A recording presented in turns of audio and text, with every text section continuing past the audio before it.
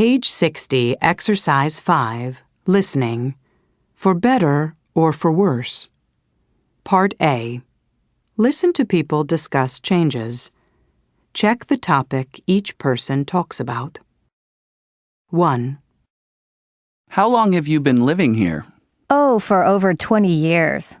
And have you noticed a lot of changes during that time? Oh, yes, quite a few. This is a much nicer place to live now than it used to be. It's much greener. When I first moved here, there weren't many trees around. But over the last few years, the city has planted trees everywhere. It's made such a difference. 2. How do you like living here? Well, it's an interesting city, but you really need a car here. You can't go anywhere without one. There used to be a good bus system, but there isn't anymore. Why is that? Oh, I think they expect everyone to have a car, so they don't bother to provide decent bus service. It's getting worse and worse.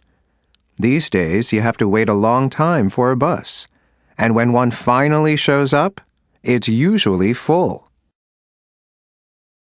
3. I can't believe how much this neighborhood has changed.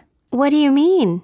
Well, when Joe and I first bought this house, that was almost 20 years ago, of course, there were lots of young couples with children living on this street.